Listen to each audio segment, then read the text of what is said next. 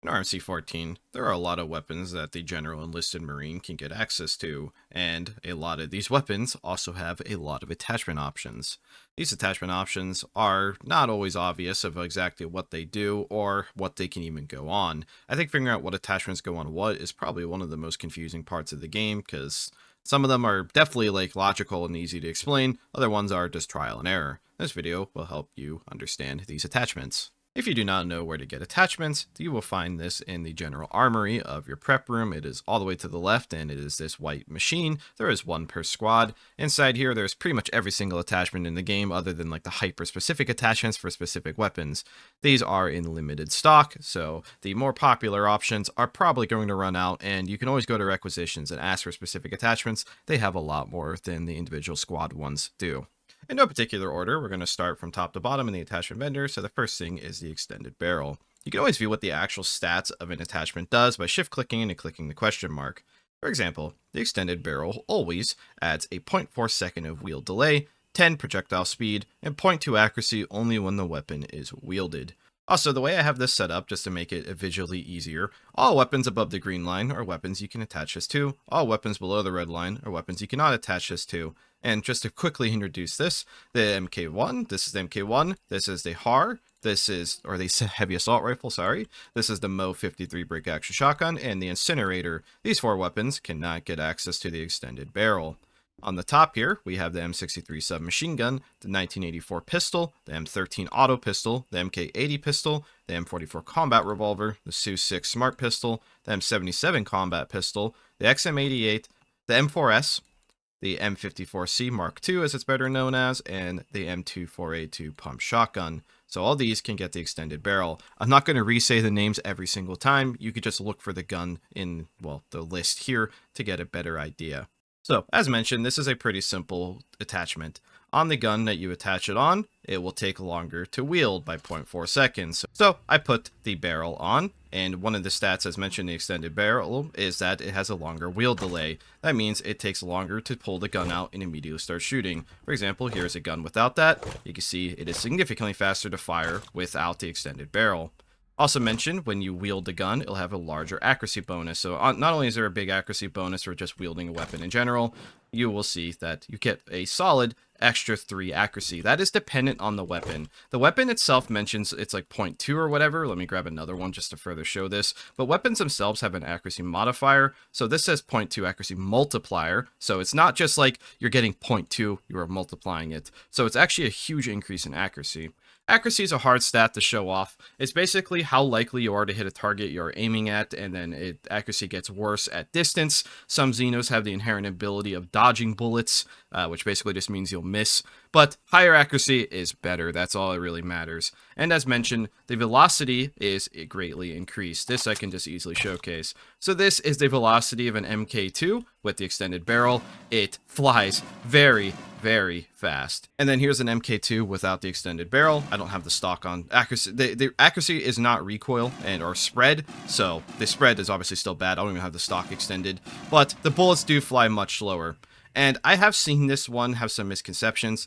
Just because your bullets flying faster does not mean damage drop-off is affected in any way. Both guns will have the same damage drop-off. The main benefit of the extended barrel is that you don't have to lead targets nearly as much, and your gun is more accurate. That is the benefits of the extended barrel. Next is the recoil compensator. This gives you a large accuracy multiplier, however, reduces your damage by 10% and makes your damage fall off 10% faster. So this makes your gun just overall hit not as hard.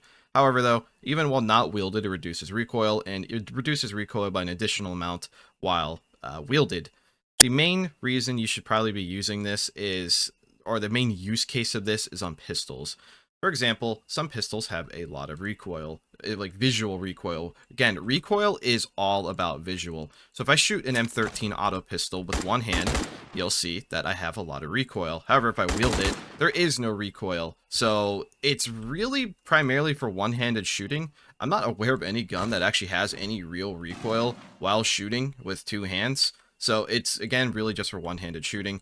Let's just put on the compensator here. I'm not going to show the damage. It does reduce the damage, just trust that. However, though, the increased accuracy and having less recoil can make spraying mainly just less nauseating. There's also the case for the fact that you can get slightly better accuracy. So there's a case where I've seen one or two people put a compensator on a shotgun. However, the shotgun can get a choke, which basically does the same thing but better, but then you maintain the stun. Either way, the compensator does what you would expect a compensator to do. It reduces recoil, it just straight up removes it, but at the cost of less damage. I don't see this one as a popular option. It's pretty uncommon from what I've seen in general, but there is a case for guns like the MK80 that have a lot of visual recoil. Let me just rip that off and put it on there.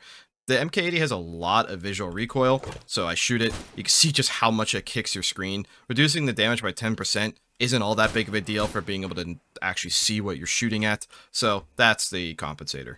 Up next is the suppressor. The suppressor will quiet your gun, which I think you could probably figure that out, but it makes your gun fall off just a little bit harder. It's mainly just there for the cool factor. Having a slightly quieter gun, I guess, can be useful for like shooting like off screen, but Xenos can already usually see you. I see this usually used on like weapons like pistols, which already have terrible fall off. Anyways, though, just to showcase it, I'll shoot a gun. It loud. I put a suppressor on said gun. It now does less damage at range, but it sounds a lot cooler. I guess that's subjective, but that's a suppressor. And no, I'm not moving every single gun just for the shotgun choke. The shotgun choke only fits on the M42A2 pump shotgun. It also will specifically say it is not for slugs. Don't use it for slugs. The reason why is the shotgun choke does a whole lot. The shotgun choke makes it so that you can no longer stun Xenos with it, which means the slug no longer does that. It also reduces your damage by quite a lot. It reduces your multiplier, and it gives you worse fall off, so that means slugs are greatly affected. However, the choke lets you shoot much faster. It gives you much less degree of scatter. It tightens your spread. So really the point of this is to put buckshot or flechettes into a target faster, but again, you'll be doing less damage, but you have more fire rate. So it's an overall DPS increase, I believe. You technically get more range, but you also get the less damage. So it's bizarre in the fact that it's just really bad for slugs. But the summary is you shoot faster, you lose the stun, and you have a tighter spread. So for flechettes and buckshot's good. So this is a normal shotgun shot with one hand with no other attachments. You can see the scatter on the buckshot here. We'll put the choke on. And you can see the spread is much tighter, and you can shoot much, much faster. This is great for actually cutting through Xenos, and it lets you take follow-up shots easier. That is it for the barrels. Up next is the B8 Smart Scope. This is a highly sought-after attachment. The main point of this is it allows you to shoot through Marines. It gives you IFF, so you can shoot straight through Marines. The other effects, which are not as big of a deal, is when you are aiming down sights with the scope, you'll be moving a lot slower. This does decrease your damage by a solid 20% and makes it so you can't shoot your gun quite as fast. Also, if the scope isn't active, you're slightly less accurate, but the main point of this is you get IFF. The only two guns in the game that can get this are the M44 Combat Revolver and the M4S Battle Rifle, which is what you're going to commonly see it on. There are sometimes people using sniper revolvers. So if I try to shoot a Marine in the back without the scope on, I'll hit them. If I try to shoot at a Marine, by the way, it's Marines. IFF is for friendly foe. It will only identify friendlies, which are Marines in this case. If it is a colonist or something, you will hit them. So this is a Marine, I can shoot through them. If that was a colonist or an alien, it would hit them. So don't think you can just never do team damage again. Be careful. Up next is the magnetic harness. The magnetic harness will give you a tiny small inaccuracy multiplier, but it can fit on every gun pretty much, except 5 of the pistols. It can fit in the M13 auto pistol. What this does is if you're wearing body armor and the attachment is on, anytime the gun would fall out of your hands, it'll go into your suit slot down below. So if I press Q to drop it, it'll go in there. If I crawl on the ground, it'll go in there. If I get stunned, it'll go there as long as that slot is not occupied. If you try to throw the gun, it'll go there. Magnetic harness is probably the most sought after attachment in the game because losing your gun sucks, and this makes it so you can't lose your gun, at least one of them if you're carrying multiple. Up next is the S4 2x telescopic miniscope. This gives you a lot of benefits and some negatives while scoping. It gives you a massive accuracy multiplier. However, it does slow down the time in which you can fire, so it slows your fire rate, but it gives you a greater damage fall off multiplier, meaning that your gun will do more damage at a longer range outside of its normal effective range. You also are slowed down significantly. Overall, though, if you're not using the scope, you will be slightly less accurate, and it will take faster to shoot the gun after pulling it out.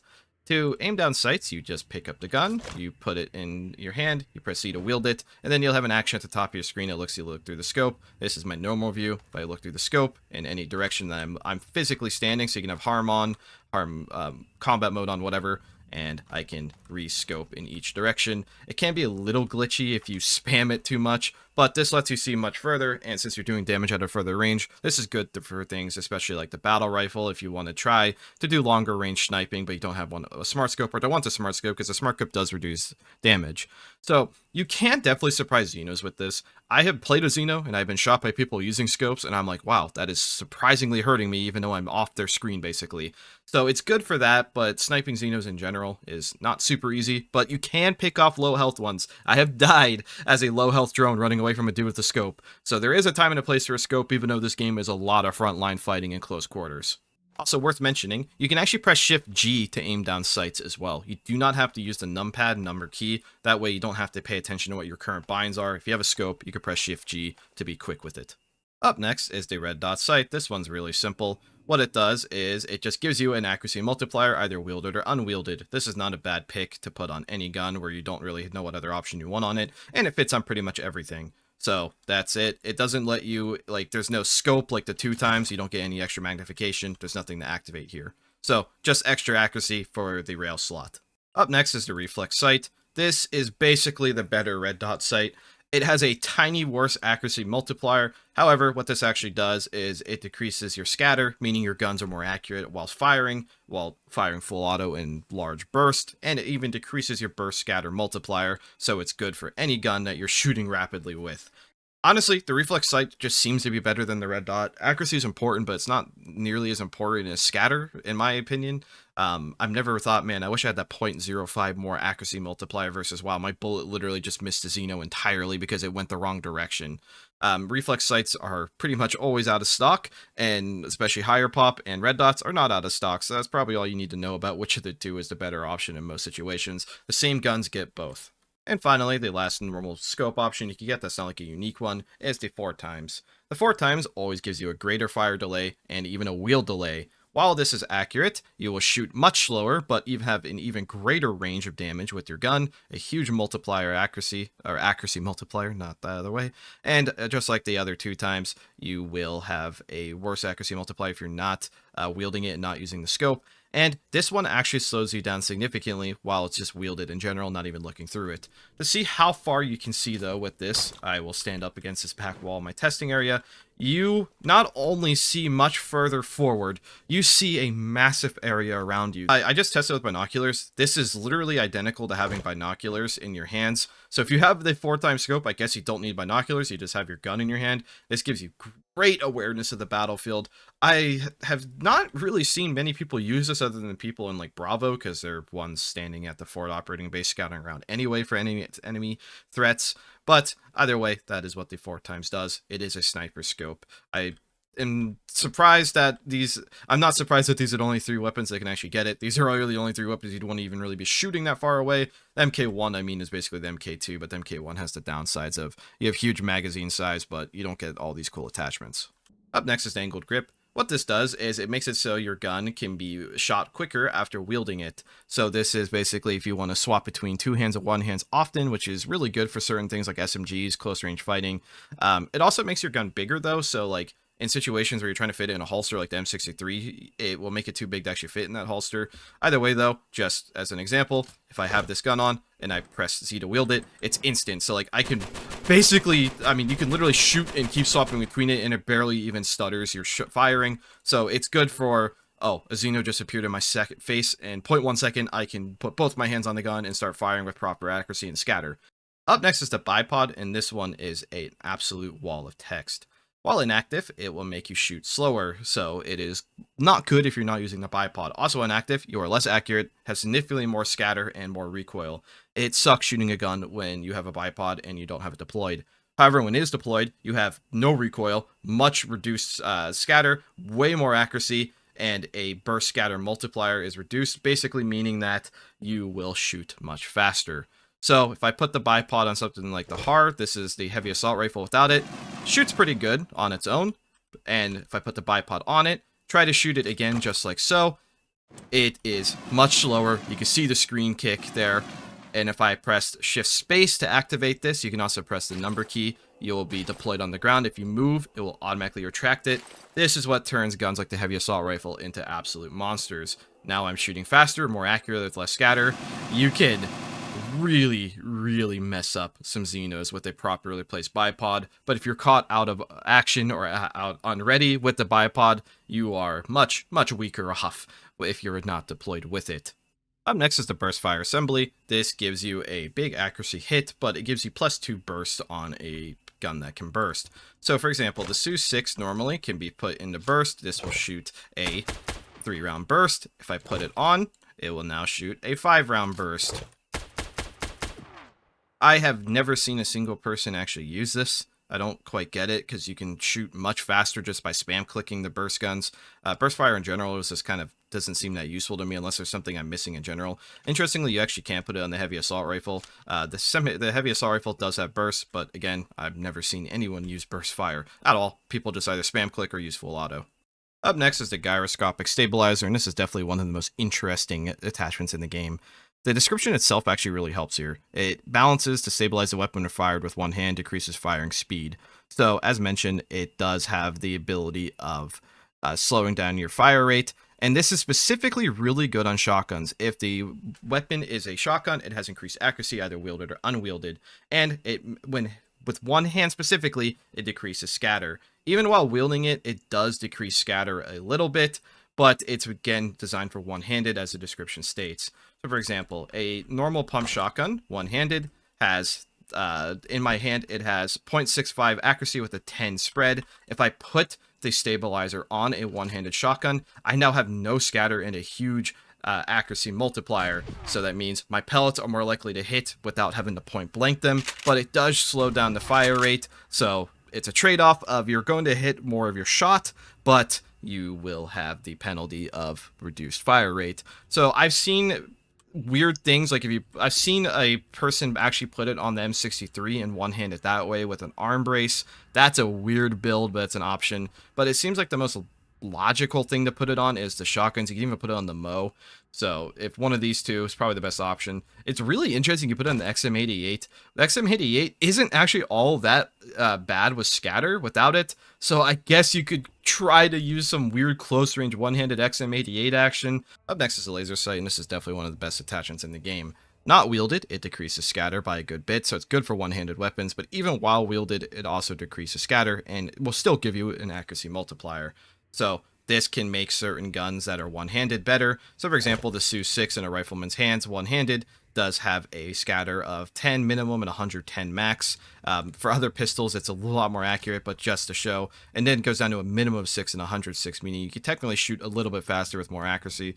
This is more of a point-blank gun, so the laser sight's probably not the best on the Su, but on a better example weapon, like if I put it on, I don't know, just the M77. M77 has a degree of 8 with the laser sight in one hand. It goes down to 4. It's like you basically have twice as much chance of hitting while firing as fast as you can, because this gun has a minimum maximum of the same with one hand, and you get the extra accuracy. It's really good on one-handed weapons. The Underbarrel Flamethrower, this only fits in the MK2, so I'm not moving everything around. The Underbarrel Flamethrower is more of a, there's no real stats to read other than its fire rate here. To put it on a gun, or the MK2, you just left click it, and this will take off the default installed grenade launcher, which we'll cover in a very quick moment. To use this, you have to put it in your hands. You have to use 2 hands to shoot it, so you press Z. Then you press shift space will activate the flamethrower. This will shoot out flames, and it can go pretty far, so I'll aim as far as my crosshair allows it. You can go up to 5 tiles in a row, and of course you can shoot flames diagonally like this. So you can cordon off and section off areas pretty hard. Xenos do not like flames.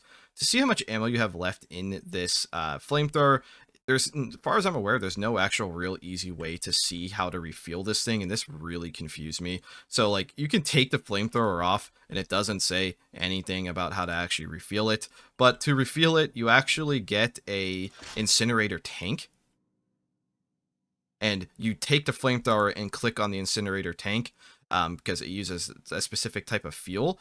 I don't know if you can just have like a bucket of welding fuel, but this is how I've reloaded it so far. So if there's more, if you know more, people definitely know more than me. That is hopefully a tip you can get in the comments. But otherwise, you get quite a bit of shots with this. It's nowhere near as good as the actual incinerator itself, but it's not a bad attachment. It's really, really good in pushes. Just don't flame the push. Up next is the Underbarrel Shotgun. This only fits on the MK2, but interesting, it actually fits on the MK1 where the Underbarrel Flamethrower does not.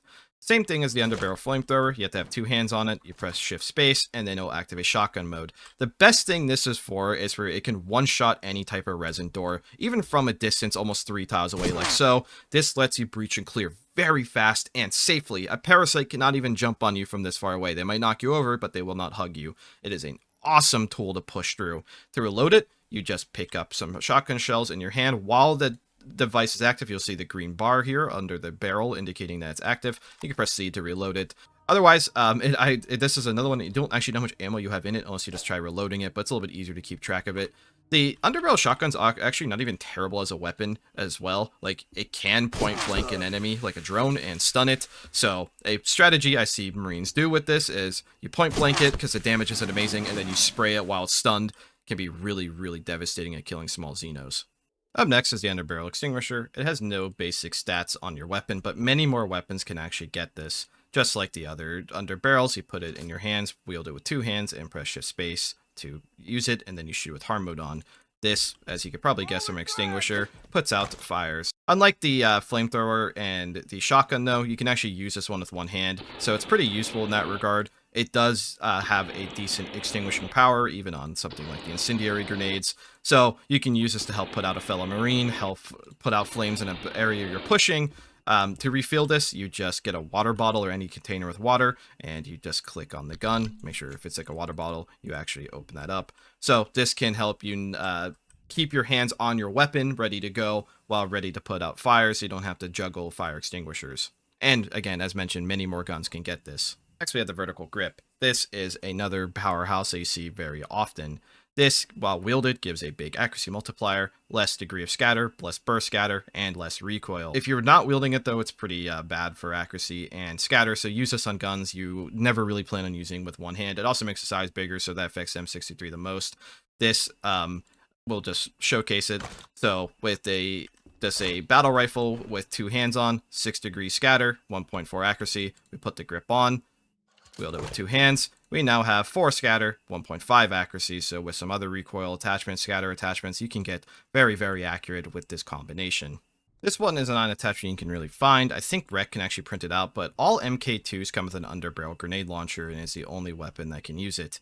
The Underbarrel grenade launcher can, as you'd imagine, shoot out grenades. It also can shoot out grenade launcher-specific grenades, such as the M74 AGM frag grenade, which you can buy these with points.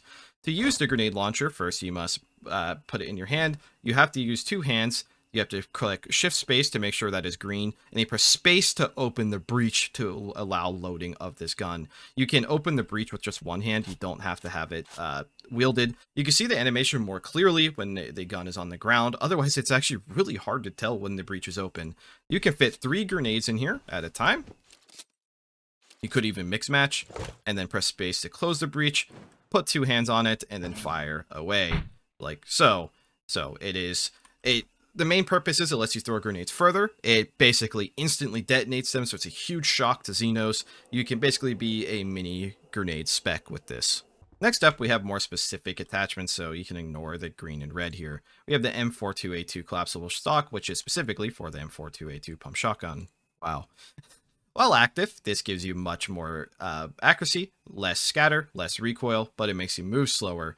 It also has the benefit of always increasing melee damage, which this is a good benefit of stocks, and with something like a bayonet, which I will also cover in a second, this lets you do some decent melee damage. However, though, if it's active and you're one-handing this, this actually decreases your accuracy and increases your scatter, so you basically are forced to two-hand it. So, as mentioned, you just put the stock on. This will take, it's an additional slot. You do have to extend it, so make sure you press the action to unfold it, and then you can enjoy your reduced scatter, no recoil shotgun. I've seen people put this on to do like better melee on resin walls and stuff. Usually, though, most people just one-hand the shotgun, but the stock is a pretty heavily debated option. I'm not here to discuss meta or anything. That's what the stock does. Next is a submachine gun arm brace. This is specifically only for the M63. This also does extra melee damage. It, however, though, reduces your burst shots. It makes it so it takes longer to wield. However, you do not want to wield a gun with an arm brace, the M63 with the arm brace. While the arm brace is active and wielded, you will have a ton of recoil and a lot of bad scatter. But again, you're supposed to only keep the gun. You're supposed to fire the gun with one hand with the arm brace, and your reward for that is no recoil and more accuracy to make it a better gun one-handed. So a normal M63 with just its stock uncollapsed is 38 max scatter, 14 minimum with 0.9 accuracy, and it has a fire to 6.7. With the arm brace attached, and I hold it with one hand, we will have a different amount of scatter and different accuracy. However, you're supposed to press the special action or activate your stock, and this will lock the gun in your hand. This will give you more accuracy, and it does not affect scatter. Doesn't even affect fire rate. It does affect burst firing, if I remember reading that. I don't know. Again, I don't know why you would really burst fire. The unique effect of the arm brace is that if you two-hand it, your gun stats become utter garbage, so you just shouldn't do it, and you will the main benefit of the arm brace is that it's like a mag harness. However, it stays glued to your hand. So if you get knocked over, stunned, whatever, it will not leave your hand, meaning you can fire away very quickly, and it increases your melee damage, making this not a terrible frontline pusher. I have used the arm brace once or twice. It's really good as a backup weapon, especially when you just want to do something a little different, run a little bit of something different. Point blanking a Xeno with AP ammo with a one-handed gun is really, really satisfying, because then you get the run around full speed. You don't got to worry about having to reattach it. I know the M63 doesn't specifically have that issue, but either way, it's for one-handed usage. Also, while we're here, since we're talking specific attachments, the submachine gun folding stock, which comes stock with the normal M63, has a -6 degree of scatter, -2 recoil while active. If you do not have that active, you just don't get those benefits, of course. Also, while doing this, while the stock is unfolded, you might have a harder time putting it in your specific containers for the M63, the harnesses. And if you are not wielding it and it's active, you get punished even further. So really, if you have the stock deployed, you should be using two hands on it. Otherwise, make sure the stock is undeployed so you can stow it away. You always get extra melee damage with it though, and since this is a default attachment, it's not an unpopular one. However, we will discuss the solid stock next.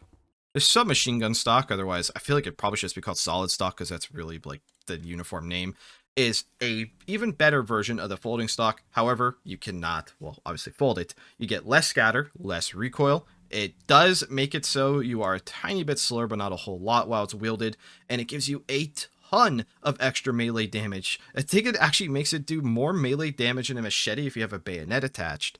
It does make the gun permanently bigger though, so you can miss out on using it on certain harnesses, and it makes it so wielding it is slower. The recoil difference on this is insane, or the scatter difference. So if I use two hands on this, my minimum scatter with no other attachments is down to 4, and my accuracy is really, really high. This turns the M63 into a laser beam. You combine this with a vertical grip and something like a reflex sight, you can actually get your scatter down to 0 at minimum. This turns this gun into a surprisingly accurate, small or short to somewhat mid-range gun. Xenos don't expect to get hit by AP rounds, like 20 bullets in a row from somebody running this fast. Like mentioned, it does slow you a little bit, but nowhere near as much as other guns with solid stock options.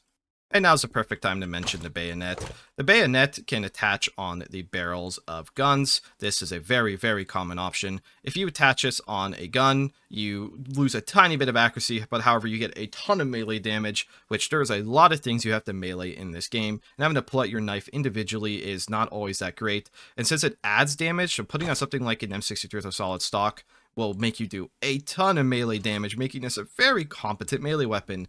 Interestingly, you can actually put the bayonet on a combat revolver. It's the only pistol that can actually get one, so that's really interesting in that fact. But yeah, this is probably one of the most common barrel options because you're competing against like the suppressor, which doesn't do all that much. If anything, it hurts you. The extended barrel, which, yeah, extra accuracy can be nice. A tiny bit of extra accuracy and velocity can be nice. But again, you're always expected to be meleeing something, especially as a frontline fighter.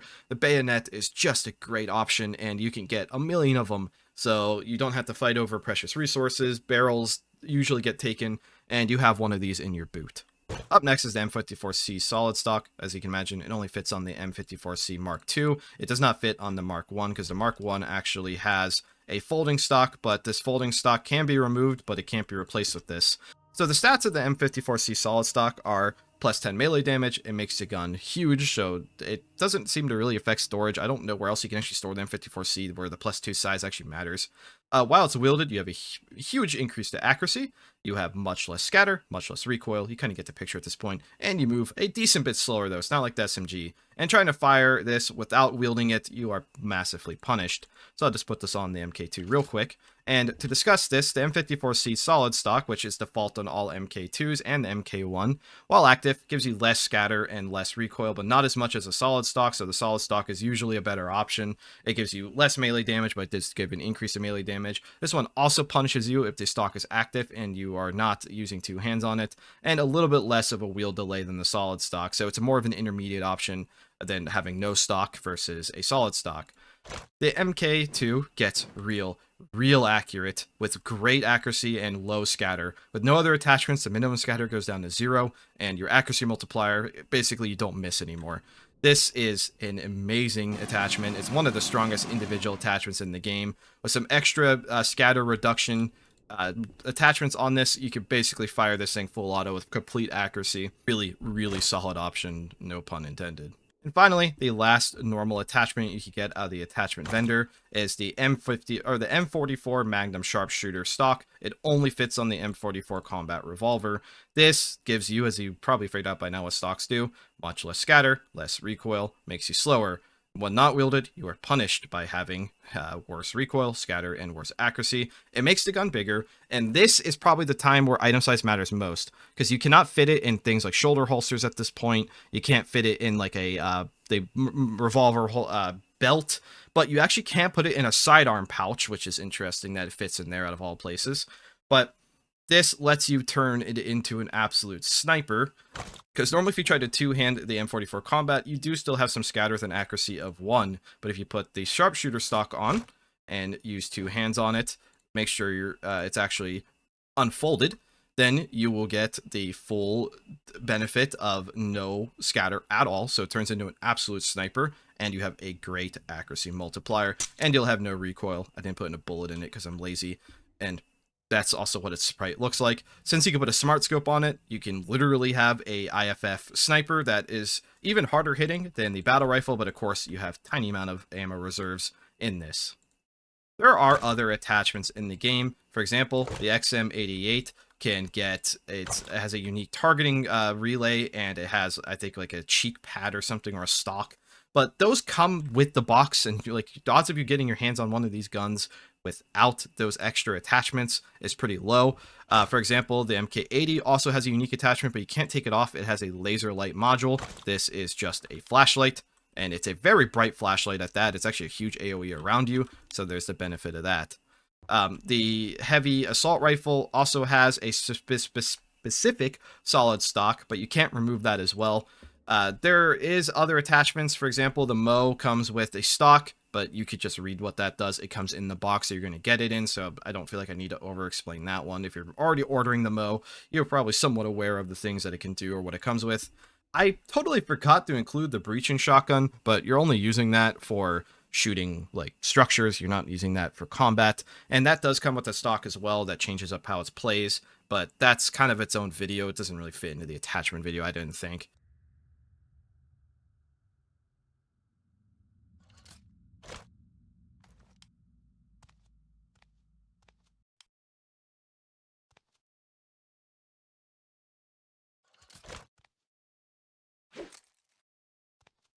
Hopefully this helps you. This took a lot longer to film and plan than I thought it would. There's a lot of attachments and weapons in this game. Hopefully this helps you. I probably could have done this in a better manner, and this is already going to be a really long video, so if you watched all of this, hopefully you learned something, or I'll put timestamps so you can always get to the actual useful parts of this video.